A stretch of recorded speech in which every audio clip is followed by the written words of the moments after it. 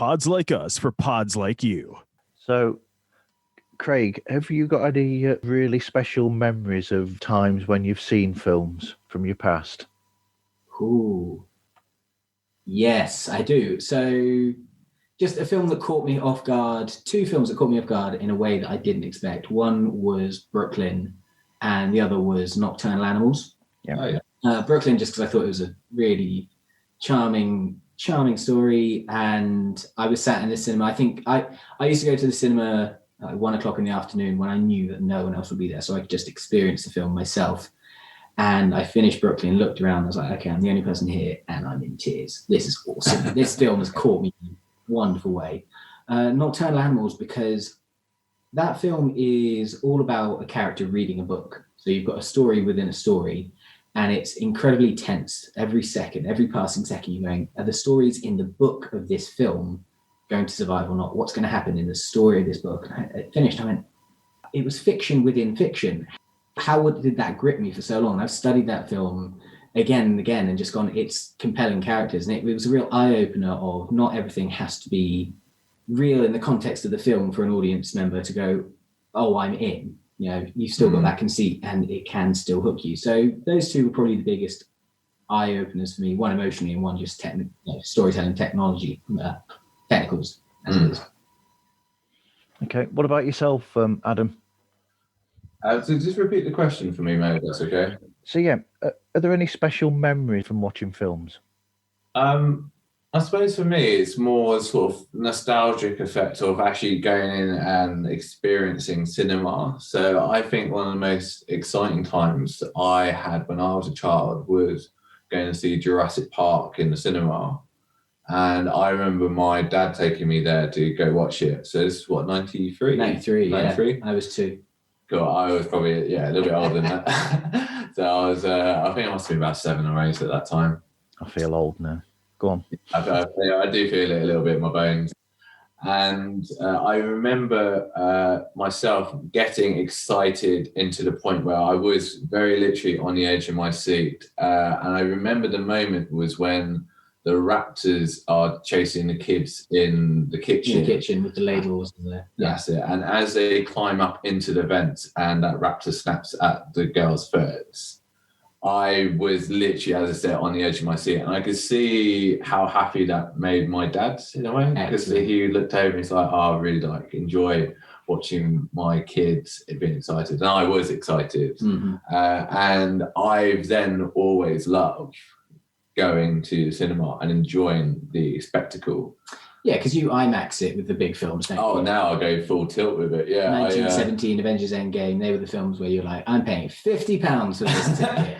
I will happily go support the film British industry. Or the British film industry. Or the British film who knows? industry, the BFI. And because that's the thing, I do believe that movies, as much as you can watch them at home and enjoy it from the comfort of your own sofa, there is something quite magical about going to the cinema, that full experience, anticipation, excitement, going into your seat, watching things like the trailers even as well. Oh, I love the trailers. I do love the trailers. Yeah.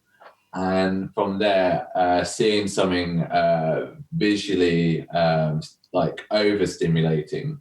So especially seeing on like an IMAX and, you know, taking up the whole screen, your whole field of vision and the sound as well. So yeah, so something like 1917 was amazing to watch in IMAX, whereas I don't think you would then get the impact of watching that at home.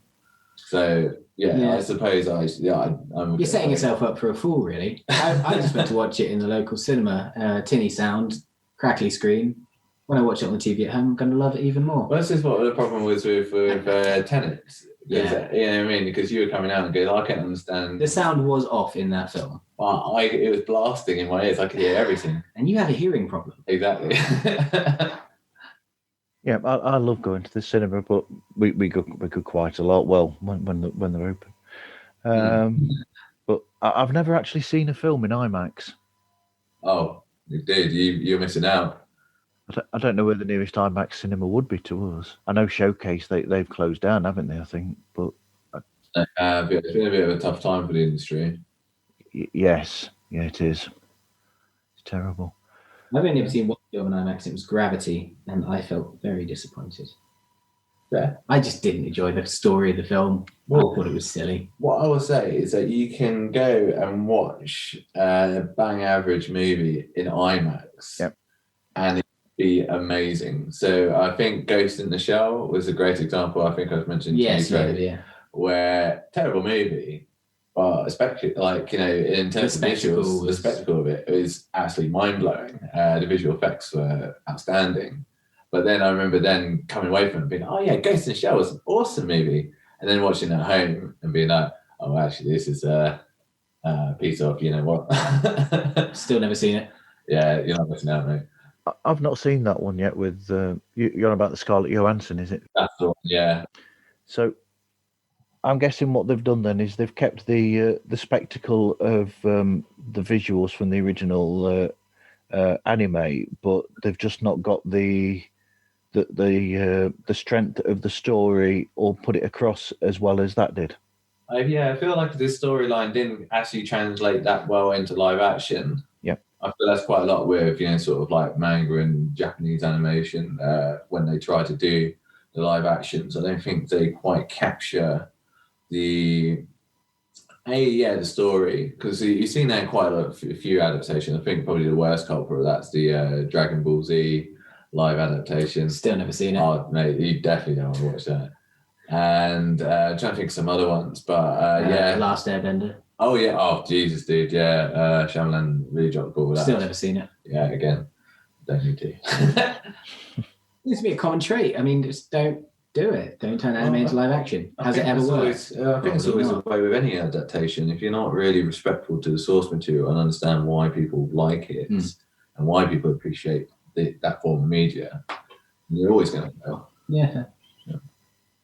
Yep, a bit like Judge Dredd. If you're going to do a Judge Dredd movie, make a Judge Dredd movie. Don't try and shape it into something that it shouldn't be and disrespect the original source. Yeah, very. I take it you've listened to our Judge Dredd episode then. Yes, I have. Yes. Very good point reference. Yeah, because the Carl Urban Judge Dredd movie Dredd was fantastic. Like, if you spoke to any fan of Judge Dredd, they loved that movie.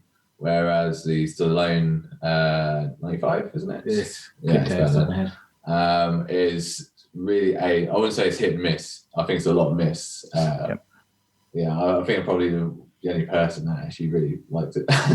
But again, Alan Silvestri soundtrack. Well, that's it. I love it for the soundtrack. I love it. There's a few great scenes in that movie where it's like, oh, actually, it's pretty good. And then most of it is just trash.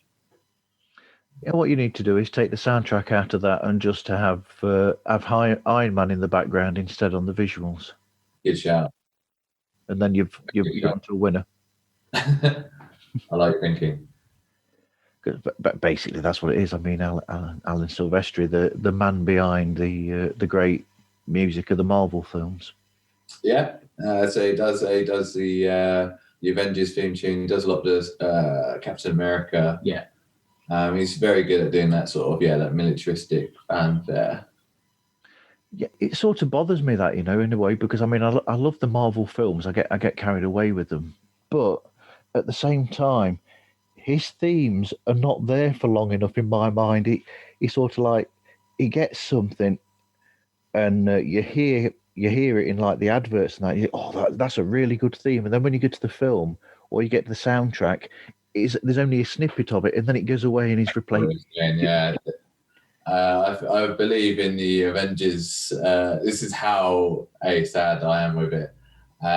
On the Avengers soundtrack, the actual title theme.